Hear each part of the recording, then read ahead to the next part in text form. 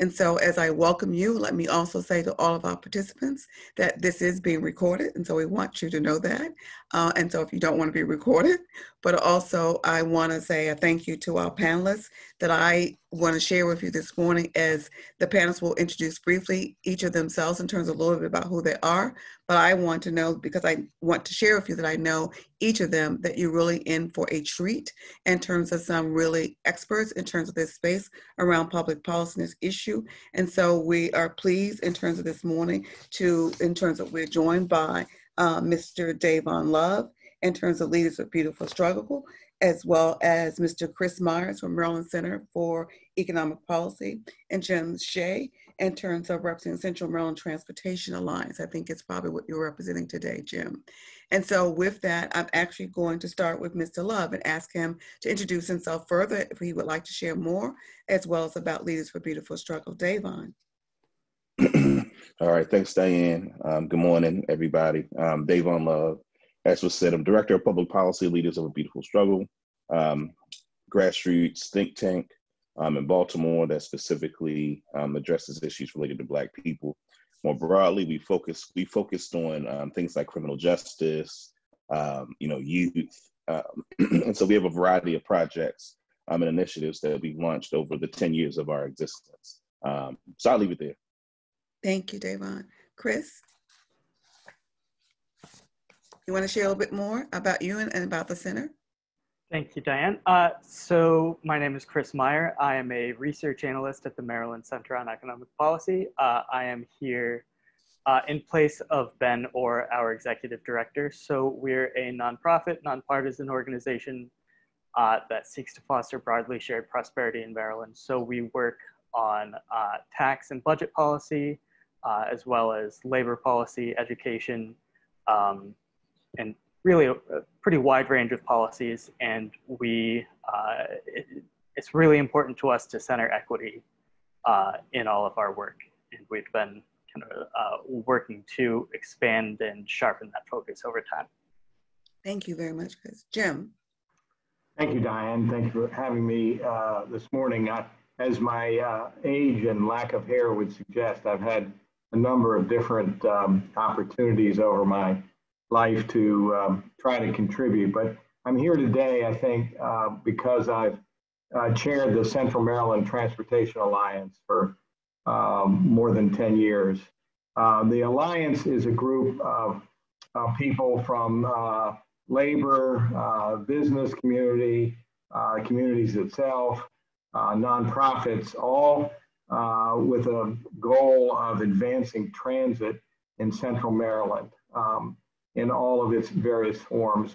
We lived through and we're so disappointed by the red line cancellation, which I will talk about. And we've been fighting hard since then for either that to be revived or a replacement developed. I also more recently have been on the commission to draw up a transit plan for Central Maryland. It's called the Central Maryland Transit Planning Commission.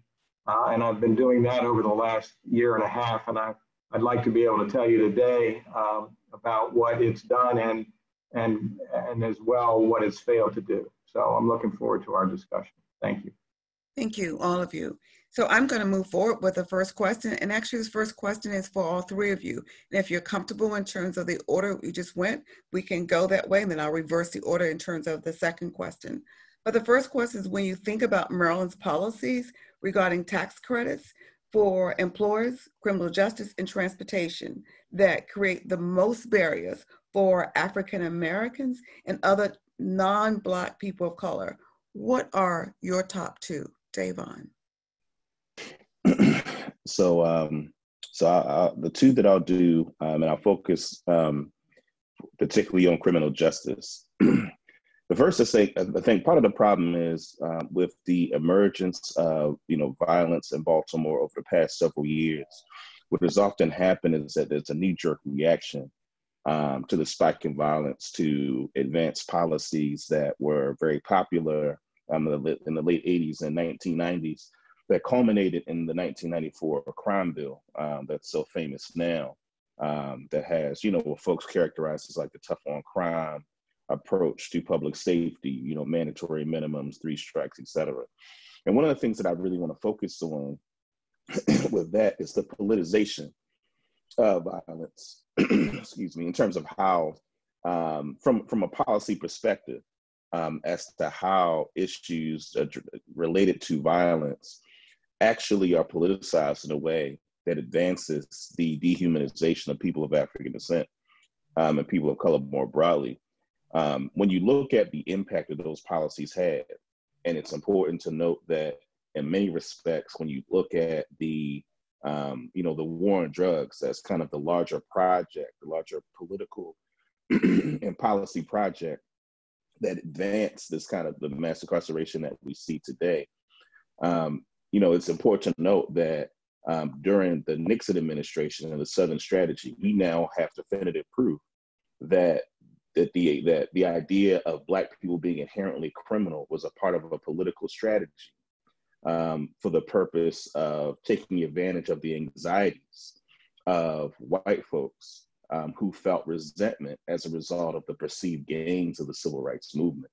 So one of the things I think we see in Maryland is we see a similar dynamic, right? Where white folks, particularly in some of the suburban and even rural parts of the state, are oftentimes the biggest proponents of things like mandatory minimums, right?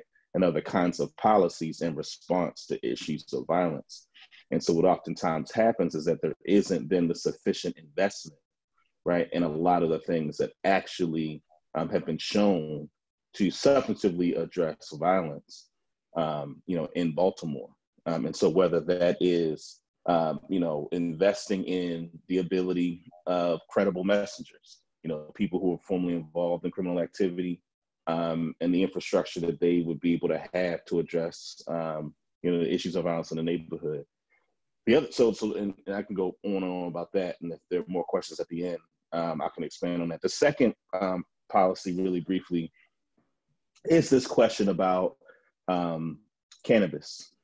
And, you know, Black folks having been, and folks of color being the most impacted as a result, or rather, people being 90% of those, last time I checked, who are incarcerated on offenses related to cannabis are Black people, even though all the data shows that, you know, people use and sell, you know, marijuana to their proportion in the population in terms of racial demographics.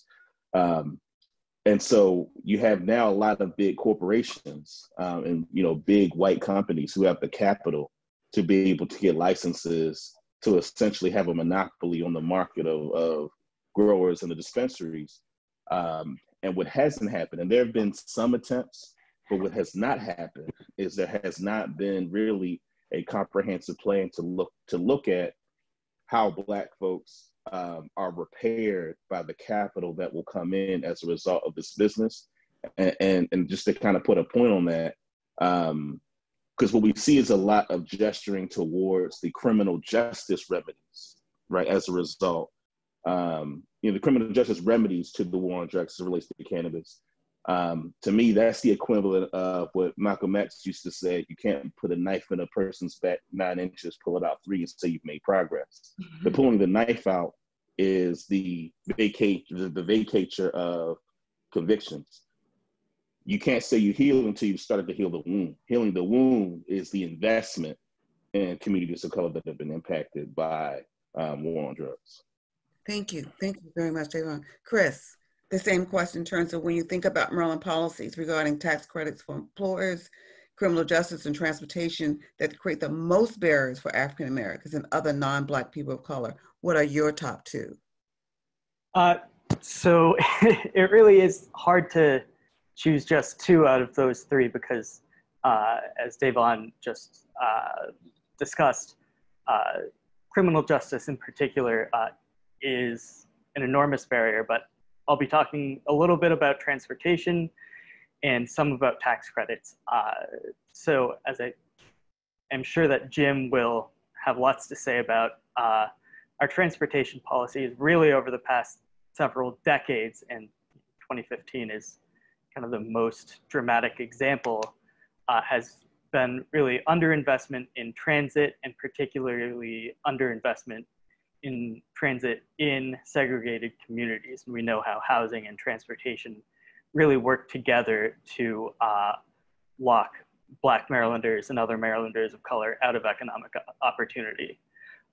So our research shows that in general, Black workers have longer commutes, not only in comparison to white workers overall, but even in comparison to their white neighbors in close by neighborhoods. And that in highly segregated neighborhoods, that gap is actually widest. So for example, there are areas in southern Prince George's County where a Black worker will on average commute more than 50 hours more each year than their white neighbors. So that inadequate targeted investment in transit is one of the most important.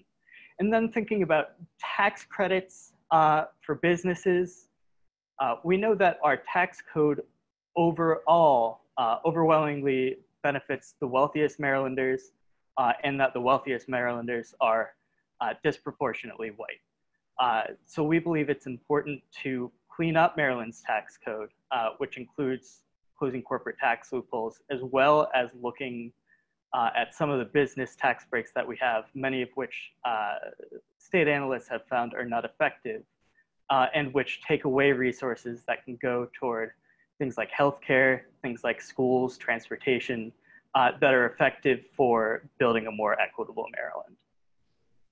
Thank you very much, Chris. Jim? Yeah, well, I think Dayvon covered criminal justice very well. So I certainly would include that. And when you think about it, that's an area in which liberty is deprived of our citizens, which gives them no opportunity to do anything else while that liberty is constrained. So you can't not have that near or at the top of any list of barriers. But I want to focus just a little bit on transportation. I've been as I say, involved in the area for quite some time. And there is a study, it's actually done at Harvard, that shows in that study that the one variable that is most predictive of the ability of a person to advance either economically or otherwise is how good the transportation system is where that person lives. Where it's poor, the barriers are almost insurmountable. So while the transportation seems a little antiseptic and not maybe where you find the most barriers, in fact, this study shows it is the most important leading indicator. And in Maryland, in central Maryland, we have a long history of a transportation system that one would think it was virtually designed to trap particularly African Americans in their communities and not enable them to get to jobs or any other opportunities. And you look at the way the streets are aligned and north-south, the way that the two transit lines that we do have run north-south to get white suburban into the city and then back out. There's just no question, but the history of our transportation system has set the parameters of a true systemic and structural racism. There is a statistic that I became familiar with that is really shocking, I think, that demonstrates this. If you have a car and live in central Maryland and are willing to commute for 45 minutes, 100% of the jobs in the area are accessible to you.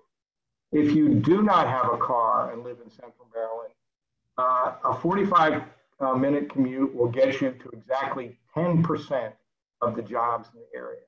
Wow. So you see what's happened. People are trapped in the areas, and the transportation system does not get them to jobs or other opportunities.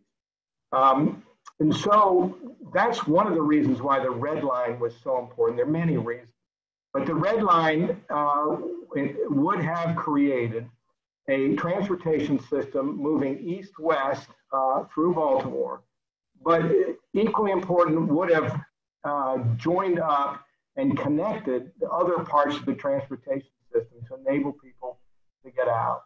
And the governor, our current governor, came in 2015 and canceled it on essentially no notice, with no debate, no discussion, after 10 years in which the state had put up hundreds of millions, I think over $200 million. And the federal government was poised to give us nearly $1 billion to build the Red Line. He canceled it. He forfeited nearly $1 billion. This is the governor who talks so much about resources and how scarce they are. We had $1 billion for this transportation system, and he gave it up. He canceled it. And in its stead, we've had essentially nothing. The Baltimore link was put in. He repurposed money that was already meant for transportation. He put in Baltimore link for, as I say, no new money, which has not improved, I don't believe, the situation in any substantial way. And I think most telling of all, there was $730 million that the state was about to put into the Red Line. When he canceled the project, he took that $700+ million and he put it into roads, building roads everywhere but Baltimore City. So he took that money that was purposed for the Red Line and he put it in roads in predominantly white and rural areas, which is reinforcing the barriers that the transportation system has created. And I'll come back to it because I've already gone on too long already on this. But now there's this commission I'm serving on, and it too is completely ignoring the issues that are haunting all of us in this community, with so many of our population trapped in transportationless areas. They will not even use for a criteria commute time. They won't even measure it or look at commute time for the residents of commute time to work for residents of Central Maryland. And I'm fighting every day to get some realistic look at this. And no surprise, with that kind of outlook from that kind of governmental structure, the draft report in 70-some pages made zero reference to issues of race that haunt our transportation system. With all that history and all those facts, the draft report said nothing about African American difficulties or racial problems in our transportation system. Nothing. So I'm going to pose questions that are combining, actually, that's coming from the audience in terms of that, and actually toss it out to any one of you in terms of the take. And that is a question or a comment around that there are some that will say that Baltimore could better help itself, all the issues you've talked about, by working differently or better with surrounding counties. Is this part of the problem? But I'm going to combine that with another that's come up from the audience in terms of around this whole issue of transit equity in terms of that. But I'm going to toss that to Dayvon, not just the transit, but the whole issue, because you described, Dayvon, the very fact of the response from a white community in terms of in the criminal justice. But I would probably say, as I recall, it was a sense for the Maryland Transportation Lines, a sense of our white suburbs also reacted in a negative way in terms of thinking about supporting anything that they felt would then bring more Black people into their community. So can we talk about that question? Talks about Baltimore could probably help itself better by working differently or better with surrounding counties. Given these issues that we know are critical for supporting families, can you give me your feedback on that comment? So just kind of a framing piece. I think it's important, and I think it's becoming increasingly something that people are willing to talk about openly, which is we live in a society that's structured on racism and white supremacy, right? The institutional arrangements and the kind of collective consciousness of American political mainstream discourse is rooted in the notion of white folks being able to determine the quality of life and the institutions that impact Black folks' lives. The reason why that's an important framing is because, as a person who's done a lot of legislative advocacy in Annapolis, you know, one of the things that you hear people say behind closed doors is they characterize Baltimore City as a black hole, right? And that terminology is used as a way to characterize Baltimore and very much the same societal tropes that are used to characterize Black people, so the anti-Black, anti-African tropes. Black people being inherently and pathologically violent, Black folks being inherently irresponsible. And a part of what that does, what that projection does, is that it lets off the hook the institutions that benefit from the exploitation of Black folks in Baltimore, right? So I'm gonna use an example, not to pick on them, but it's just an example that it makes sense to use. When you think about, like, you know, Gold Sector, right? And the fact that, you know, blockbusting was the base, in many respects, the basis of the wealth that they were able to develop, right? And that there are people who are able to live today based off of, you know, selling Black folks homes that for way more than they're worth. And then in our current situation, the houses not being worth nearly what they bought them for. So I think, so that piece is important. So we talk about working with the surrounding counties, and we use this kind of framework of like this notion of the Black hole and what the characterizations that people have of Baltimore City. In many respects, the suburbs, these different surrounding counties, in many respects, represent a population that define themselves against Baltimore City. So even those of us who spend time, and there are lots of folks that spend time doing legislative advocacy on a lot of issues that impact Black folks, particularly when you look at things like transportation, part of the problem is we're dealing with a, you know, political discourse, right, an environment where in order to, we're kind of swimming upstream in the sense, because we're having to, so when we talk about, you know, transportation, you know, one of the things historically is that transportation policy has been weaponized against Black people. The cancellation of the red line is one example, but if you read like Robert Bullard, and this is a book from 2004, his book Highway Robbery, and then you read some of the works of someone like George Lipschitz, who talks about the way in which, you know, federal government policy and state policy in terms of highways, you look no further than the Highway to Nowhere, you know, in West Baltimore, right? And see that the impact that it had was, it was very disruptive to a very stable, you know, Black community. So I say all that to say, to your question, that white supremacy is the kind of backdrop and the animating hydraulics of the political dynamics that I think contribute to, you know, what Mr. Shea mentioned, and what Mr. Meyer mentioned. And I think it's important to bring that to the fore, because that's where I think we'll get the most clarity in terms of how these policies impact our community. Mm-hmm. Thank you. Jim, do you want to talk about in terms of the trans equity, in terms of the issue? Yeah, it's a very good question, and it really does apply in a very important way to transportation. We can't have the transportation system that we need, all of us need in Central Maryland, unless the counties surrounding Baltimore City participate in a productive way. The problem with the Baltimore City transit system right now is that it essentially is self-contained.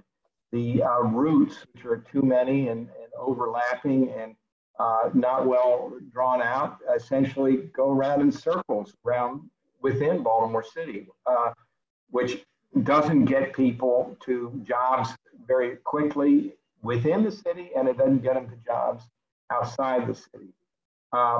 So it's a crucial issue. The history, as Dayvon and others have pointed out, is abysmal.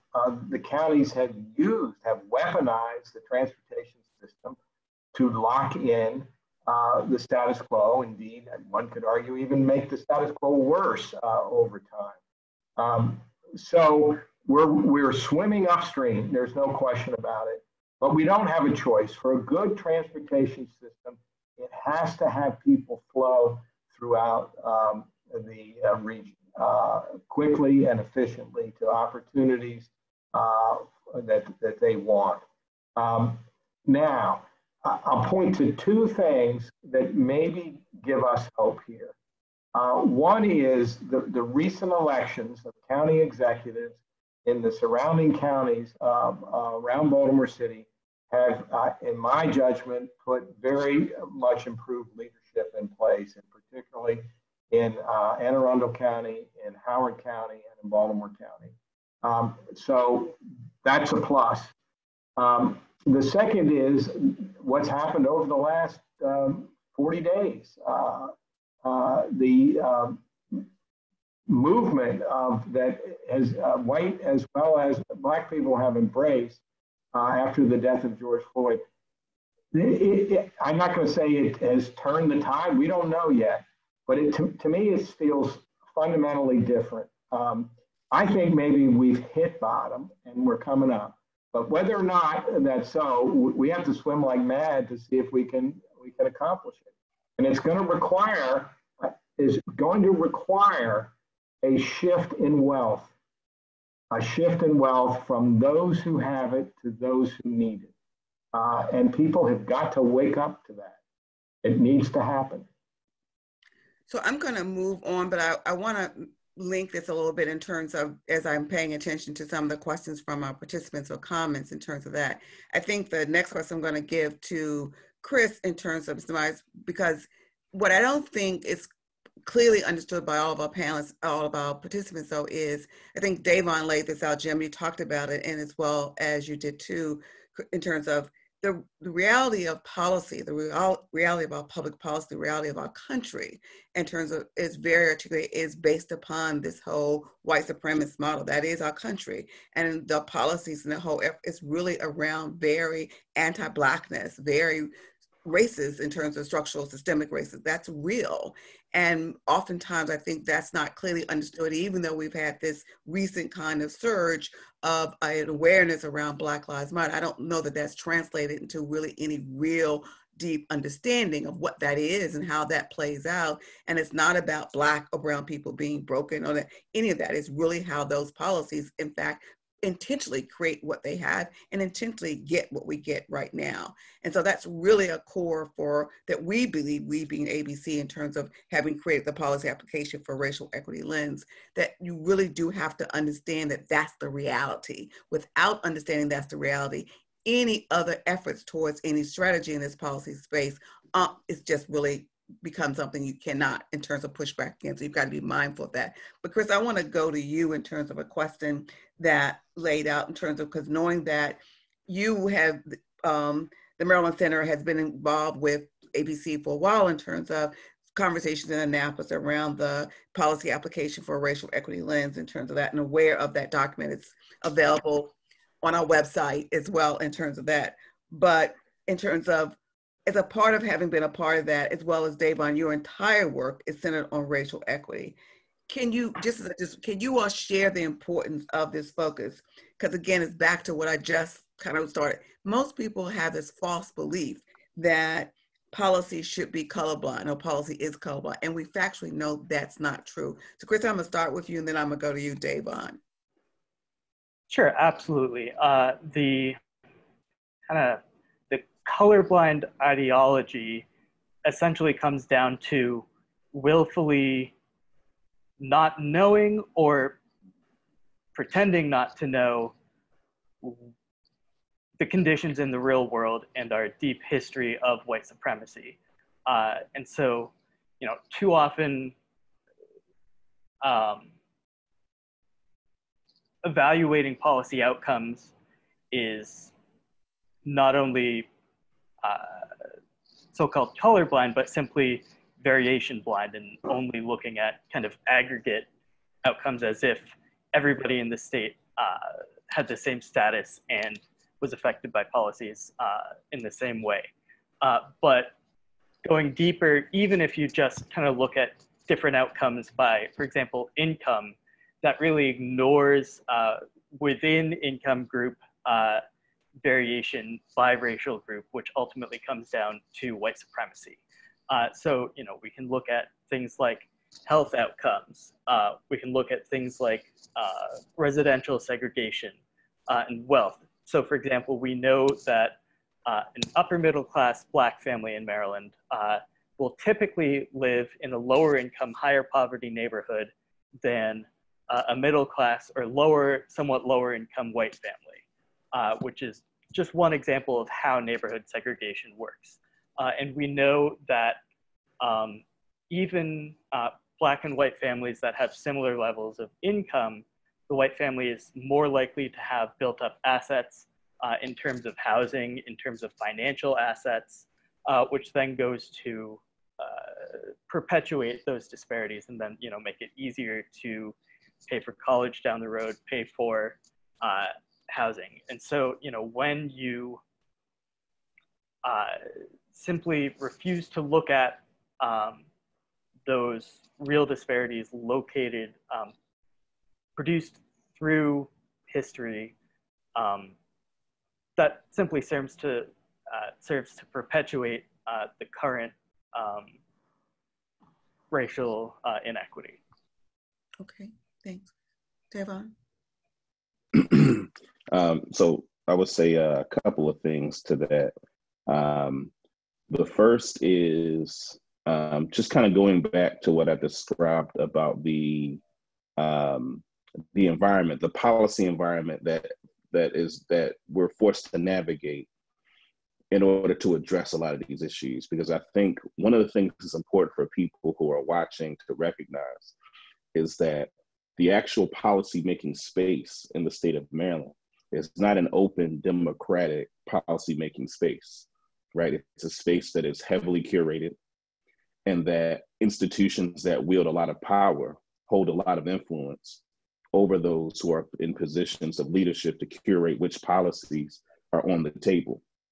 And this is an important thing for folks to understand, because how then these policies that are viable in our legislature are curated is based heavily on so when we talk about police accountability, there were folks who for years have been identifying the issues of police violence against Black people. The issue wasn't that the issue was less of a concern back then in terms of the community. The issue was that the political will, right? And that those in positions of leadership, right? It required a national spectacle in order for people to see it in their own professional political self-interest to move on these issues, right? And so I think it's important, and then and I'll stop there because I think we're going to come back to the political piece.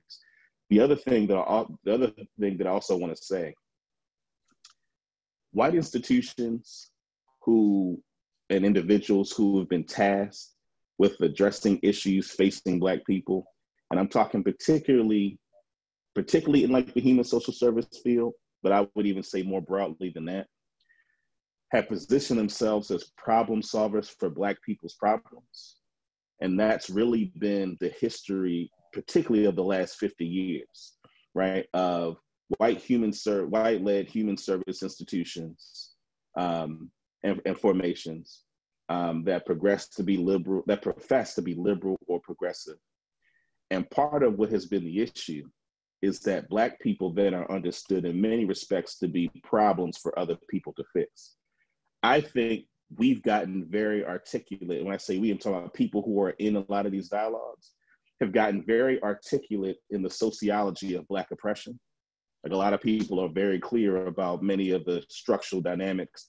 And I think that's come as a result that it's pretty undisputable. Like, at this point, the sociological data on the way in which racism is embedded in institutions is undeniable when you look at the data. So we've gotten articulate on that.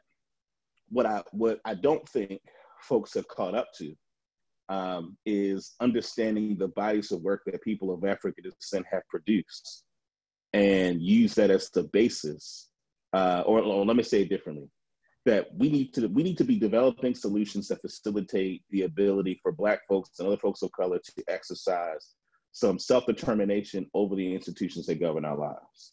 Mm-hmm. And so I think what happens sometimes is that we may advocate to address issues of inequality in ways that further reinscribe our people of African descent general collective dependence on institutions who harbor, even though they mean well, who harbor notions of Black inferiority and Black pathology as the basis of their charity, right? As the basis for their desire to want to help Black folks. And there's a general paternalism that even exists in conversations and policy contexts where people are proclaiming to want to help Black people.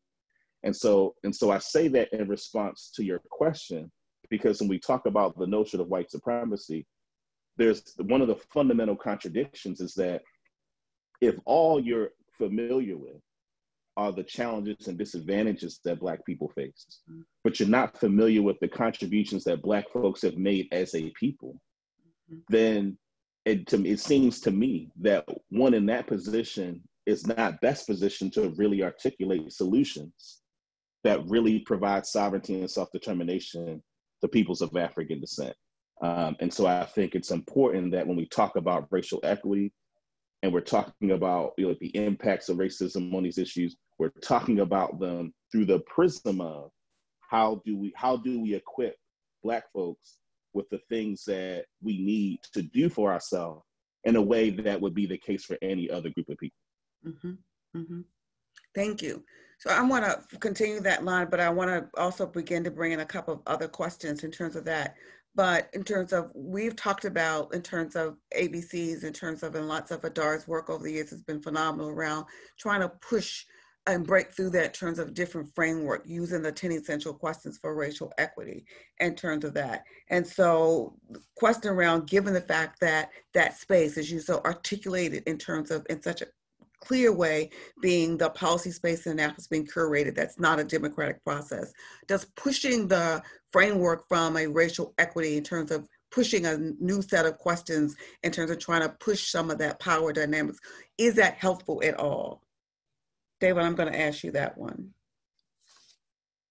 Sorry, I was actually looking at the chat. Can you repeat that? I'm sorry. Yeah, I was asking the question as it related to, given the framework you just did so clearly and articulated in terms of Annapolis being a place that was curated and not a democratic process in terms of people believe Right. it to be, in terms of around, is it in fact helpful in terms of lots of the phenomenal work that's been done, largely in terms of Adar's work in Annapolis around the policy application of a racial equity and trying to break through that sense of how people are seen, Black people are seen. And so the importance of taking away this belief that a policy is colorblind, when in fact we know it's not. So the 10 essential questions are an attempt to break through that in terms of, just want to share your perspective.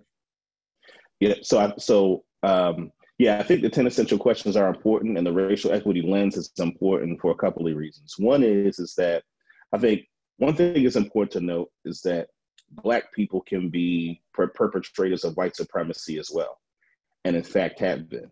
A couple of examples that I'll give. One, kind of a national example that folks remember back during the 2016 presidential election. And I remember watching, cable news and watching Congressman Bobby Rush, former member of the Black Panther Party of self-defense in Chicago, apologize for his support of mandatory minimums during the 80s and 90s. And that actually, and watching that, it reminded me of during one of the Annapolis summits that the Daily Record and Mark Steiner host in the first day of session over the past several years.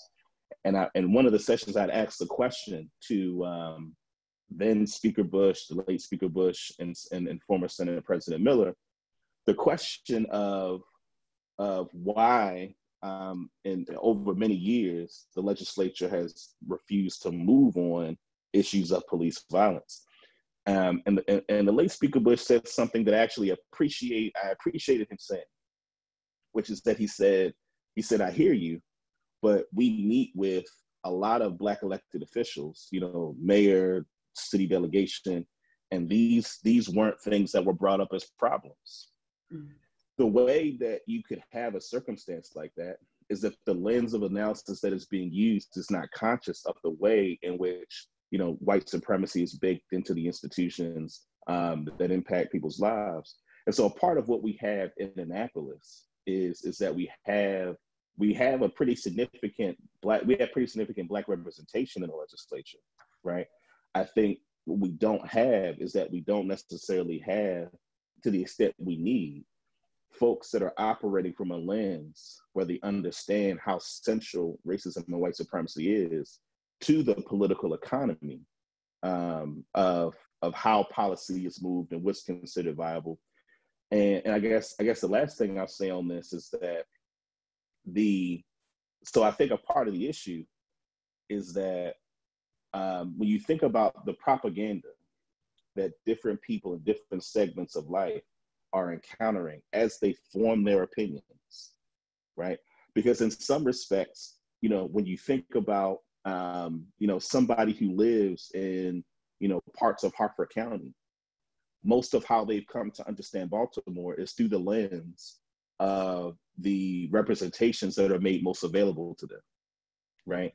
And the only way to disrupt the propaganda because in many respects, because of the propaganda that people receive about notions of white supremacy and anti-Blackness, notions of Black inferiority and pathology are rational beliefs if that is all you know.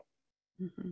And so a part of what's necessary is a lens of analysis that helps to put those representations in its proper context so that people can make more sophisticated and meaningful policy.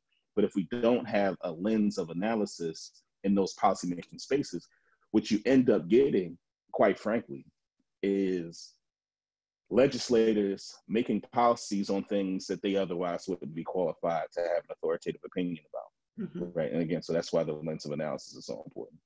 Thank you. I want to try to get two other questions in, and I'm going to come back to you, Jim, in terms of one of the questions in terms of, you started talking about, we asked the first questions around what you thought about Maryland's policies, what create the most barriers.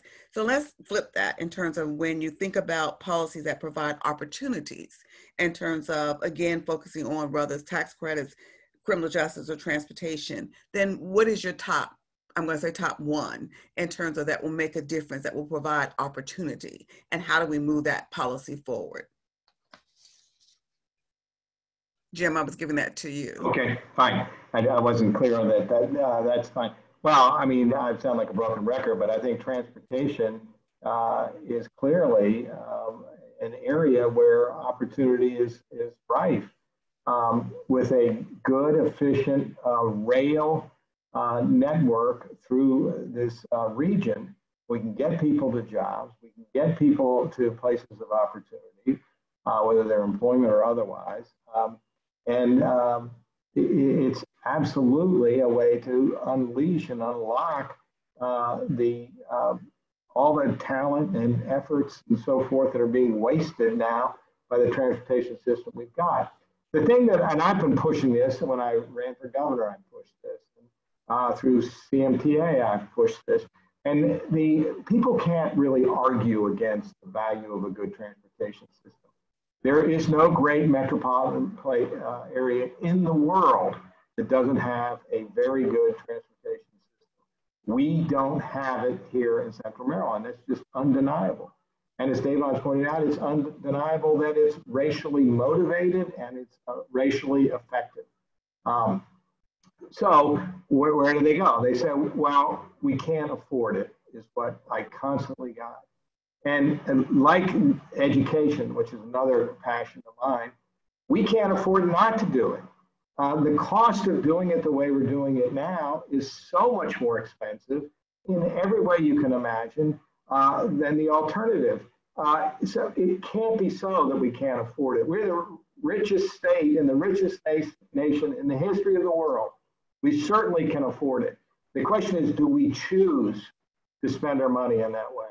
And if you total up the opportunity gains that people, hundreds of thousands of people throughout the region would get, many of them, a great majority of them African American, the contributions that they can make, are dying to make, willing to make, ready to make, able to make, are legion. And the investment in a transportation system would unlock and unleash all of that in ways that it would, frankly, redound to the benefit of everybody. But when I said earlier, I meant it, that breaking down structural racism, whether you're talking about criminal justice or transportation, economic development, housing, you name it, education, all of it will require a shift of wealth out of the pockets of a few into the benefit of the many. We have to do that. Okay. David, and Chris, I'm gonna switch up slightly in terms of this question because I want to build upon the last two comments in terms of Dayvon, particularly as I resonate with the questions and the comments coming from the participants in terms of this whole issue around the level of analysis in terms of that, what that means. And so this is supposed to be an entirely new landscape in our country, 2020, when everybody's discovered that Black Lives Matter. How does that change the general landscape of Maryland politics? Does it change the general political will to actually provide resources to support Black-owned businesses, to support in terms of Black lives, to acknowledge the ways in which decisions about public transportation, about criminal justice, actually create barriers for low-income workers of color to change the laws that criminalize Blackness and criminalize poverty? So now in this new 2020, where there's Black Lives Matter, but all the things you just said in terms of the framework of the analysis, what is your comment as it relates to that when everybody's at? How does this change the general landscape of Maryland's politics, or does it? One of the things that the state of Maryland, the Democratic Party in Maryland has mastered is the ability to engage in symbolic gestures towards things that benefit Black people without really dealing substantively with the shift of power, wealth, resources to really addressing white supremacy at its root.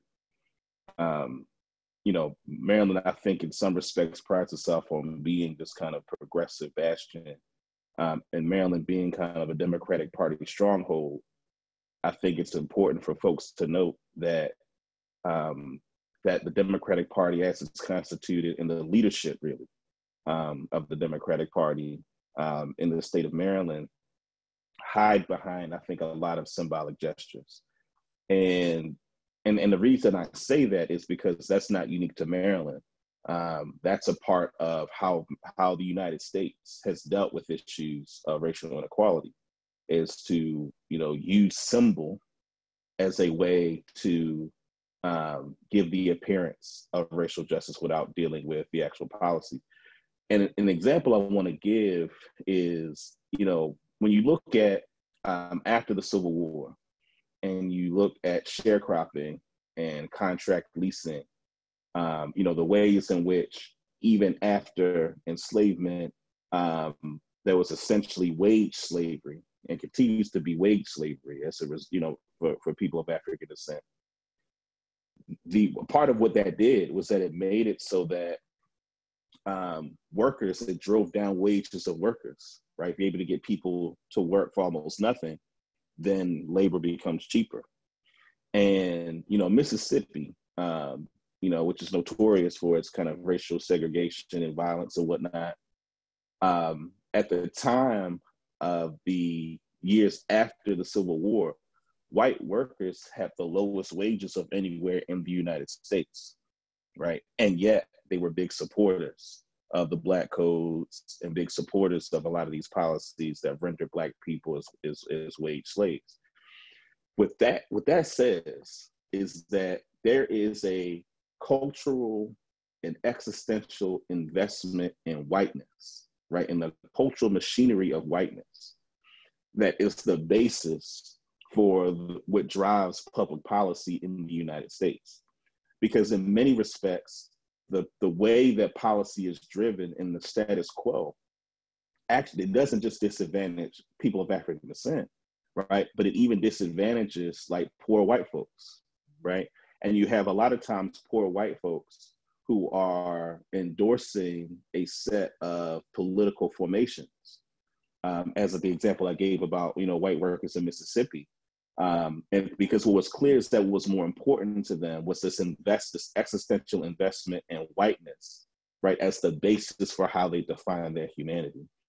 And that's important because I would argue that in many respects, that is the subtext that animates the kinds of policies that are made. So to your question about, we're in 2020, Black Lives Matter. I mean, to me, and I rarely even use the phrase Black Lives Matter, because to me, I don't need anybody to recognize Black Lives Matter for it to matter, right? It's important for me and for people of African descent to build the requisite institutions and political and economic social muscle to be able to advocate for ourselves. And if people want to cooperate and collaborate, we do that.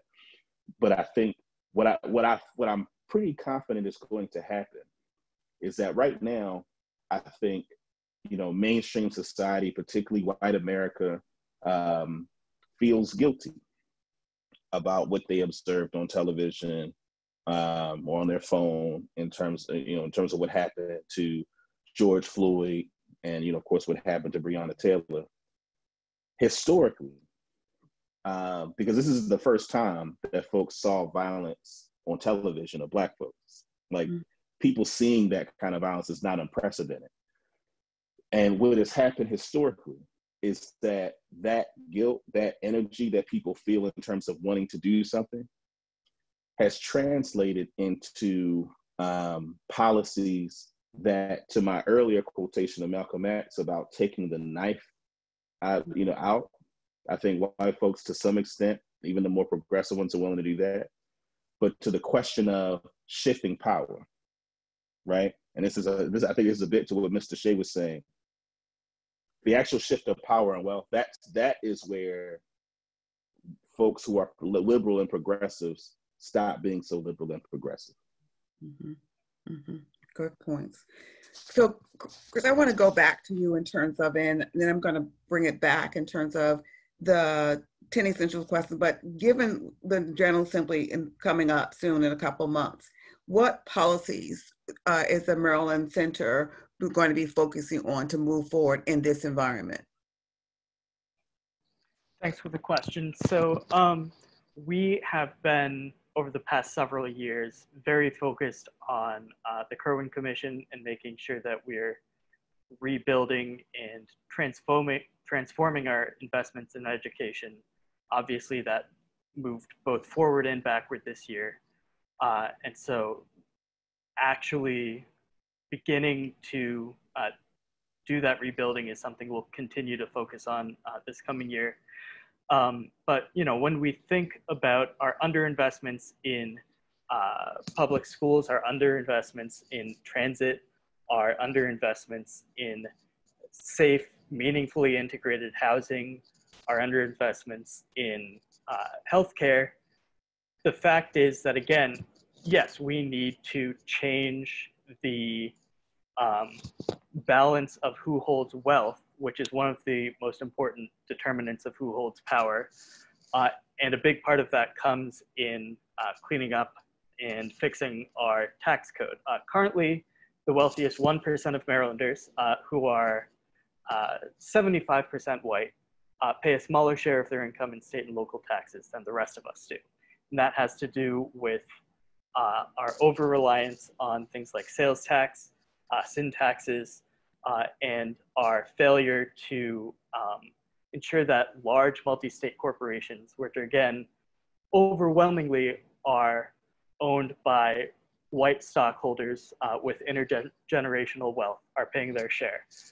So to actually ensure that we're able to invest in the things that make our communities strong and that benefit Black Marylanders, white Marylanders, every one of us, in terms of having thriving communities for decades to come, we need to have the resources there so that we're not fighting over scraps. And that means closing corporate tax loopholes, getting rid of ineffective tax breaks, making sure that multimillionaire heirs are paying their fair share, and just overall fixing our lopsided tax code to make sure that the wealthiest, overwhelmingly white holders of power are actually contributing to society. Thank you. I want to a question in terms of that we have here in terms of around you got all of you have the 10 essential questions that for policy application for a racial equity framework and the importance of that as a space of analysis.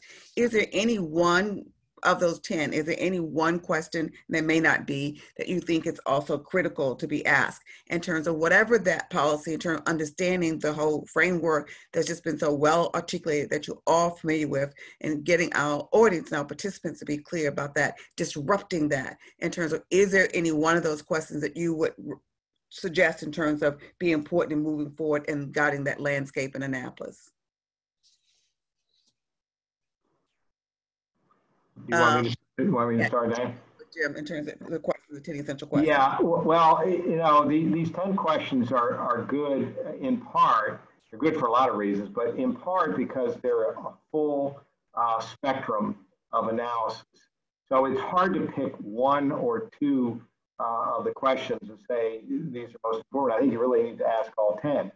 And when I faced that draft report from the Transit Planning Commission that was so abysmal, had not addressed any aspect of the problems that the residents of Baltimore City face, I turned to you for advice as to how to deal with that, and you put me on to the 10 questions, which I then put into my comments, challenging MTA and MDOT to do their analysis, redo it from top to bottom, bearing in mind these questions.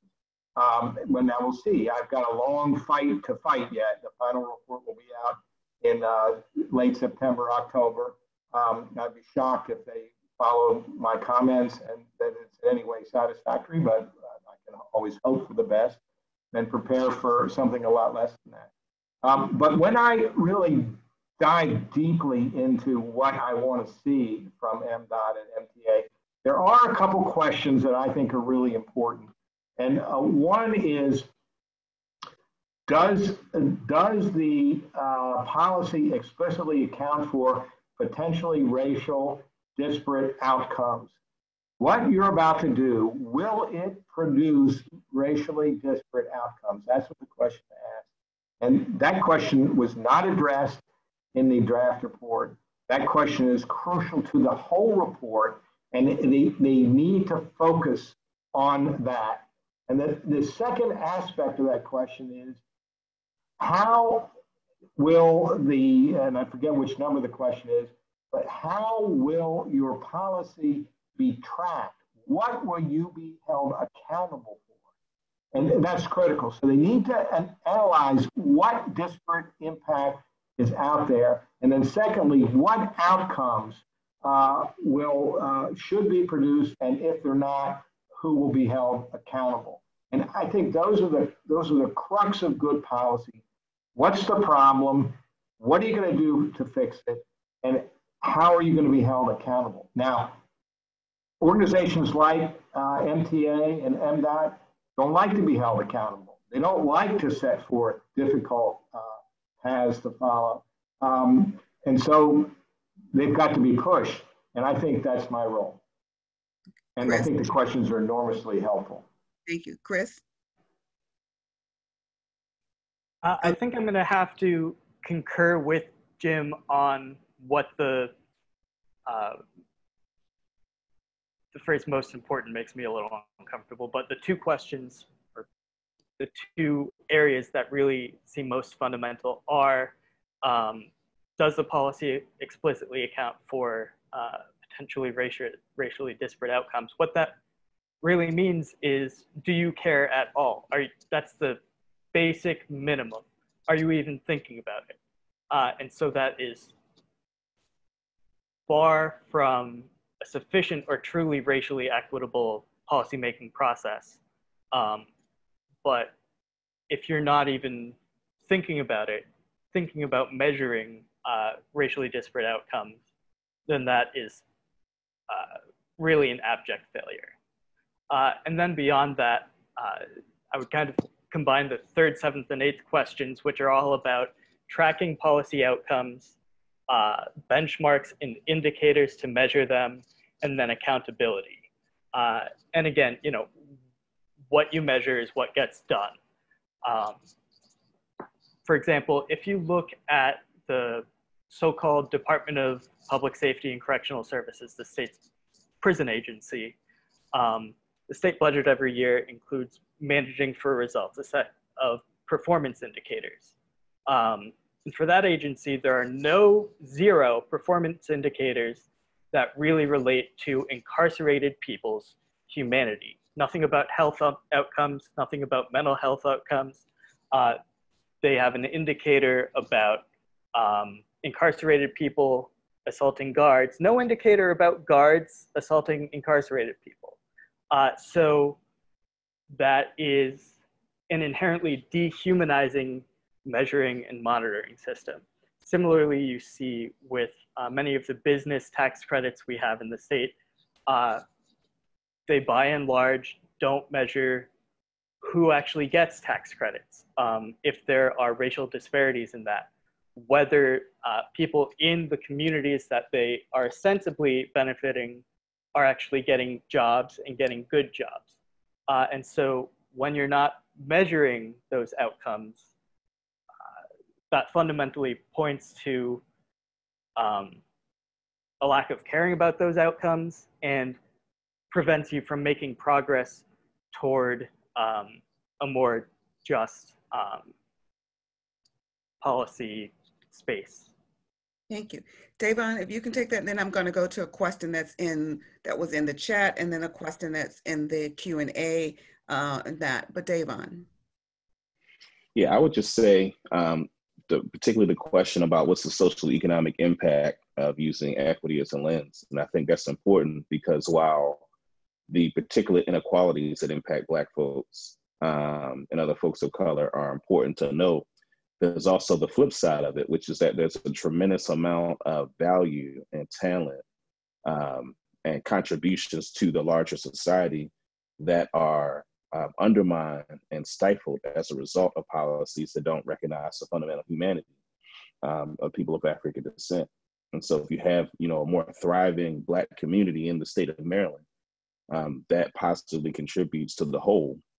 And I think a part of asking that particular question is not just for the purposes of understanding it as a larger contribution, but also forcing people to ask the question or ask questions or interrogate for themselves, what is specifically the unique value that Black folks bring to a particular space.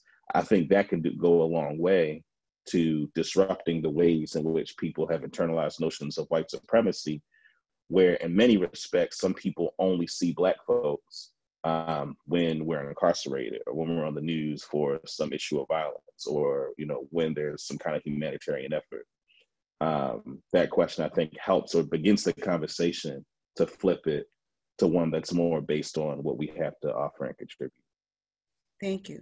There are actually two questions that are in the Q&A, but there's also a question that came up that I want to pose, and that is because now we're going to, pivot to ask for questions from our participants, although I've been trying to blend some of them in along the way that have popped up in the chat that Adara has also sent to me via text. And so we want to try to expand this conversation to bring our participants in even further into the conversation to have questions. And we're mindful of the time. But one question was, how do Black-led institutions navigate building new systems that move beyond symbolism, that move the needle in a tangible way, any of these issues around policy that can benefit Black and Brown people? How can Black-led institutions navigate building new systems? I would say that there needs to be a pretty comprehensive, very comprehensive efforts at re-education. Part of the problem is that many of the formal and professional training that many of us have received from the institutions that are licensed to establish who are experts in particular fields, they themselves, I think, have demonstrated their ineptitudes in terms of the traditional bodies of knowledge and those institutions' ability to improve the quality of life of Black people. Like they've been, whether it's public health, social work, education, you name it, any kind of professional training that folks have received has ill-equipped them. And so for Black folks in particular, I think it's important for us to begin to tap into the bodies of knowledge that have often been rendered marginal in mainstream spaces, because I think it is in those kind of marginal spaces where you actually find a lot of the best examples of policy and practices that actually are liberatory and empowering Black people. So again, it's going to require, and in each field of human endeavor, you're going to find bodies of work that people of African descent have produced that are kind of off of the mainstream beaten path. You just got to find it. But once you find it, I think it's important to do, and I think everyone should do that, but particularly for Black folks, we need to be the authorities. We need to use the intellectual and methodological tools that come out of our bodies of work. That needs to be the basis for how we engage, policies and practices in a variety of different aspects of civil society. Okay, thank you. I don't know if anybody else want to take, but I want to go to one of the questions in terms of how does any and every policy seek to reverse the intentional disinvestment in Black communities? How does it reverse the intentional distribution of Black resources, human capital, and financial capital to white communities? So I'll reread that in terms of how does any and every policy seek to reverse the intentional disinvestment in Black communities, and how does it reverse the intentional distribution of Black resources, human capital, and financial capital to white communities? Anyone want to take that? Yeah, I think that's an excellent question. It obviously requires a thoughtful and complicated answer. I'll just start. Unless the problem is recognized, it can't be solved. So how does an organization or an effort tackle these problems? The first thing, and it seems simple to everyone here and probably in the audience, but it's not well known. It's not recognized. It's not admitted. So I think the first step is recognition. And I congratulate ABC for putting its shoulder to that wheel and pushing the description, my opinion, accurate description of where we are, how we got here, where we are, because until you figure that out, you don't know where you're going to go. Okay. Dayvon or Chris? I'll just say quickly that the shift that you described in the question, we should expect resistance. I think sometimes, like those of us on this panel and in the audience, we can talk, pretty amicably about what those shifts needs to be. But it's important to note that there are people whose professional livelihoods are dependent on things being as they are. And that those of us who are doing the advocacy against the status quo are often targets of the resistance that comes when folks are trying to make those kinds of shifts. So I think I just want to mention that as an important element to the process of the shift in wealth and resources and power that I think the question alludes to. Okay. Chris, do you want to take a shot at that? Sure, yeah. I think I first want to start by agreeing with both the other panelists that starting by even recognizing the injustice that exists as a problem for policy to solve is important, and that absolutely any effort to move toward more just policy is going to encounter stiff resistance. And ultimately, the solution to that is shifting who holds power. The only thing I would add is that one of the greatest, at least rhetorical, obstacles to more just policy is this ideology of scarcity, that we can't afford to invest in the foundations of thriving communities, which inherently you know, with references to so-called taxpayers, really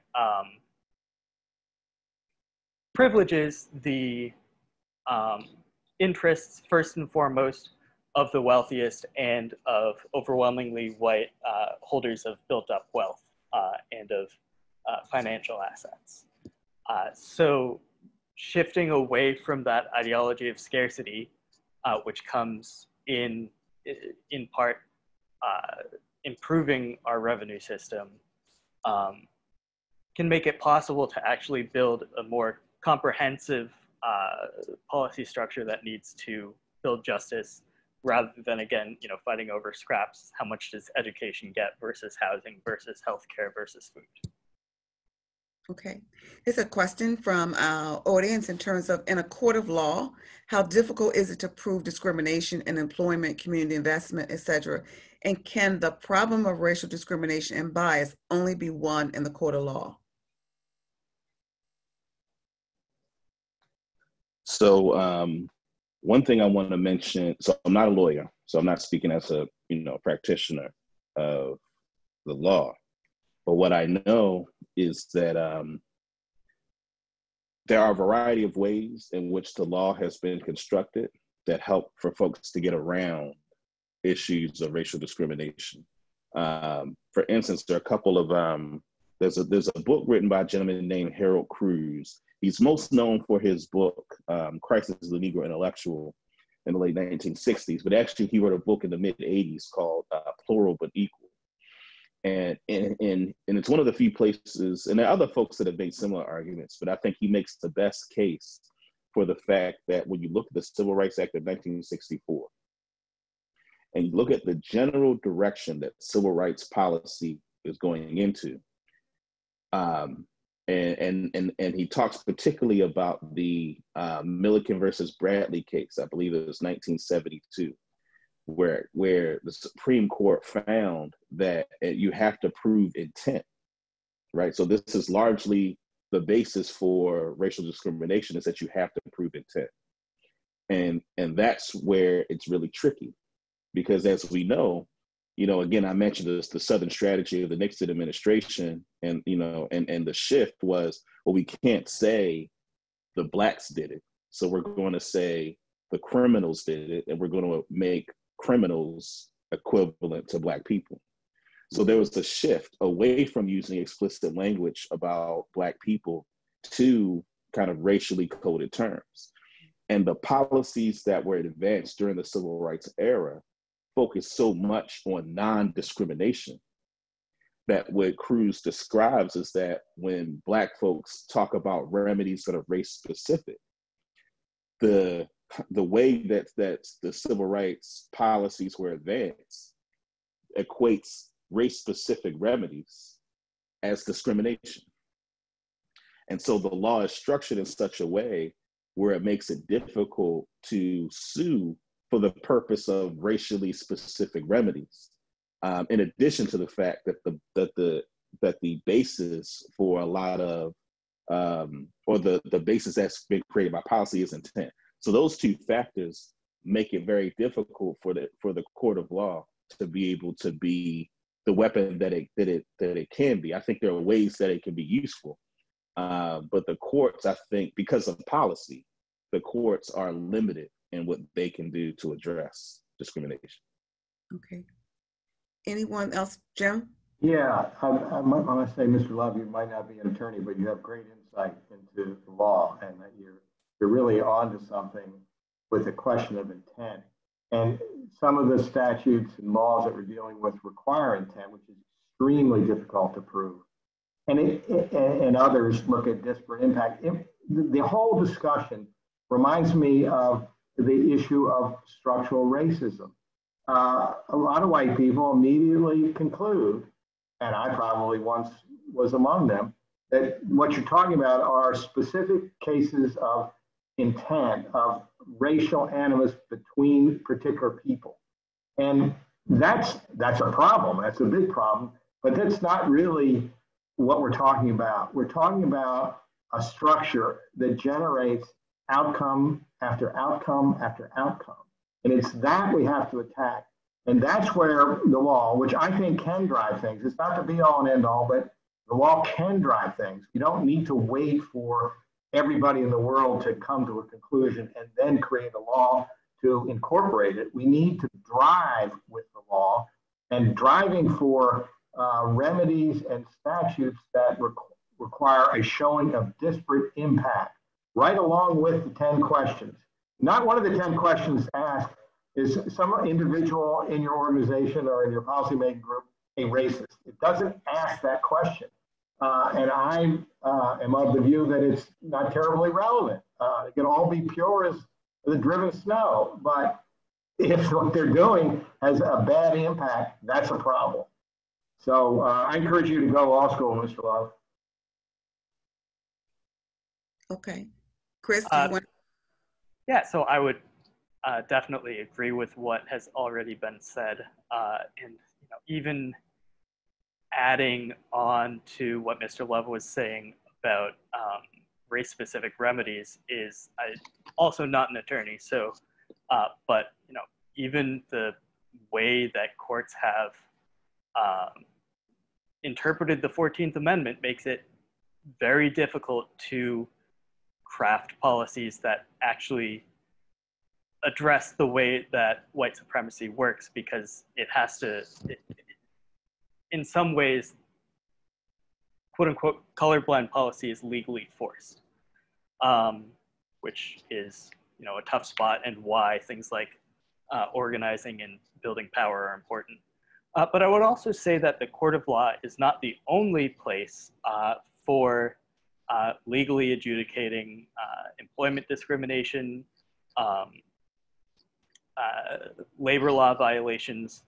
There are administrative structures to do that in the executive branch, the Civil Rights Office, the Department of Labor, the Attorney General, but right now those agencies are deeply underinvested, and in fact, our investment in those agencies has decreased over time. So we need to build that enforcement structure back up so that the state can actually take action to enforce both non-discrimination and really more proactively just policies without forcing people to get an attorney, go to court, wait possibly years for remedies.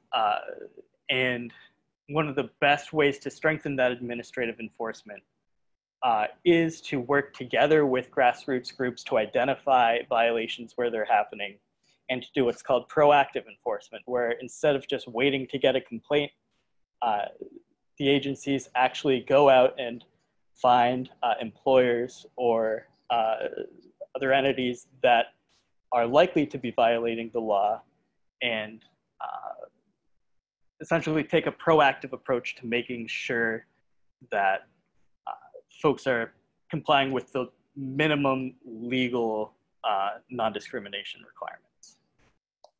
Thank you. Unfortunately, there are a number of other very powerful questions that have come in through the chat and the Q&A in terms of that, and this has been phenomenal in terms of the participation by the audience, and so thank you all for, but also absolutely in terms of the panelists. And so because we also want to make sure we give you time in terms of to just close out in terms of last 2 minutes for each of you to frame in terms of your own closing remarks in terms of around this issue of policy, around this issue of policy and racial equity policy, around this issue in terms of how do we move this agenda forward in terms of changing this, and that in particularly a specific policy issue or in overall. But for us around this is how do we in fact get a disrupt those lenses that are in place now that see us, demonize Black people, see us as broken, see us Black and brown as something wrong with us, in terms of that's not the reality. We must break that there. But I want to give you each a few minutes in terms of closing. And I'm going to start in reverse. I'm going to let Dayvon in. I'm going to start with you, Jim, and move to you, Chris, and then Dayvon for you to end. Jim. Okay, well, thank you, Diane. Thank you all for listening to us, and to my two fellow panelists. Very wise statements. I've learned an awful lot. And I'm going to focus just for the brief minute I have on something Mr. Love said that really struck me, and that is the symbolic gesture, whether it's the Democratic Party or the parties in power, generally doesn't matter. It's the technique of symbolic gesture. And I think it is so right on the money. And I do believe that Maryland in particular is a state filled with symbolic gestures. In the area of education, which I indicated earlier, I care an awful lot about. We're, by median income, one of the richest states in the union. We Marylanders pride ourselves on being one of the most, quote, progressive states, end quote. And yet in education, 53% of African-American children go to underfunded schools, and 8% of white children go to underfunded schools. So here we are, the great progressive state, rich as we are. We have a very regressive, one of the most regressive education funding systems in the nation. So you pick an area and you can find structural racism combated not at all by symbolic gestures. In my area of transportation, as I mentioned earlier, I'm fighting for a much better plan for a transportation system that will truly serve all the residents of Maryland. And I'm fighting against the symbolic gesture people. We need a fundamentally better system. And in my comments, I didn't just complain and say it's bad. I have outlined a better system, a rail system with specific lines enabling people to get jobs, with taking the challenge of recognizing commute times and how long it takes and working hard to specifically improve that. I really encourage everyone who's listening, pay attention to this transportation issue. Without a good plan, you're not going to have a good transportation system. You can't build it bit by bit, piece by piece. You get roads to nowhere, or as I like to say, half a road to nowhere, which is about what we've got in West Baltimore. So they're big issues, and there are lots of areas. They're easy to find. They're very hard to solve. Thank you. Chris? I also want to thank ABC for having me join this webinar today. Thank the audience for some really insightful questions, and thank the other two panelists. I've also learned a lot from both of you today. When it comes to symbolic gestures, I would say Maryland Center on Economic Policy's core principle is that policymakers need to put their money where their mouth is. In terms of our state budget, in terms of tax policy, in terms of creating good jobs. And excuse me, so yeah, I think I've said most of what I had to say already, but I would just again stress the necessity of making sure that we're not fighting over scraps for the different needs that we have for thriving and just communities, and that we are expanding the pie of what we're able to do and overcoming that scarcity narrative, which comes from cleaning up our tax code and asking the wealthy to pay their share. Thank you. Dayvon. So again, thanks Diane and ABC and Adar, for inviting me to this conversation. Want to thank the audience for listening, and again thank the panelists. I think this has been a good conversation. I want to say two things. First is I want to say that it's important for Black people who are doing advocacy on these issues to be clear about the importance of developing solutions to problems and advocating for the solutions to problems that facilitates our autonomy and independence. And while I think it's important for us, it is important for us to build institutions and ecosystems within our own community so that we can negotiate these larger systems from a position of strength. We are in the system and are having to negotiate the system. So it's going to be important that we're engaged in advocacy, engaging the political realm in a way to extract the resources and be able to develop the policies that facilitate us thriving. And so I think that's central because, again, as I mentioned before, I think there are times when the advocacy to address issues that face Black people often render us to be continuing to be dependent on institutions that have demonstrated their lack of interest or inability to really, address the needs facing Black people. And then the last thing I'll say is Derek Bell, who is considered one of the founding theorists of critical race theory, he talks about this notion of interest convergence. And this is really the kind of intellectual theoretical basis of what I described in terms of the symbolic gestures of the Democratic Party in the state of Maryland, which is that when you look at the gains of the civil rights movement, when it wasn't that America all of a sudden decided that they were interested in Black people being free.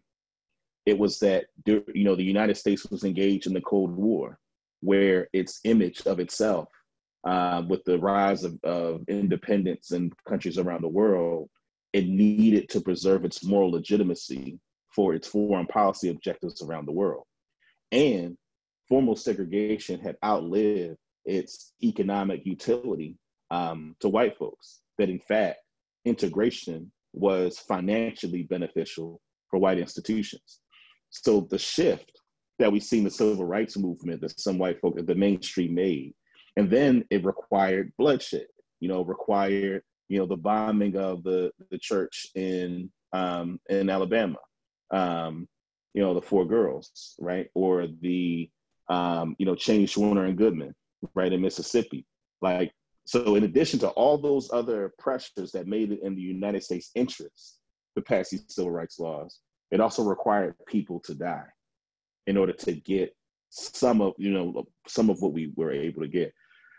The reason I want to end on that is because our metric for what substantive change has to be, it has to go beyond what is already in the interest of white society to do. It is already in the interest of mainstream society to address the issue of police accountability, to address the issue of wealth inequality, because it's going to impact white folks. That's why we get a lot of the criminal justice reform. The extent to which we're getting it to the extent that white folks are recognizing they're spending a lot of money on putting people in jail, right?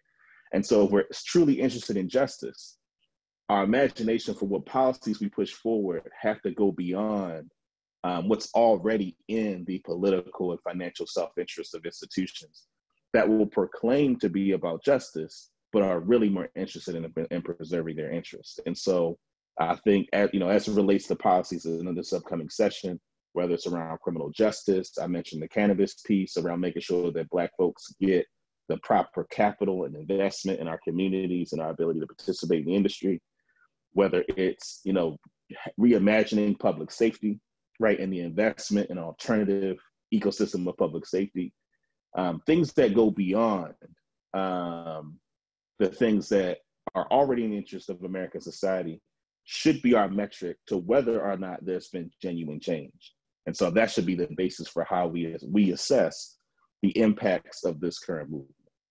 Thank you. Thank you. This has been phenomenal. And I want to thank hugely all 3 of the panelists in terms of this.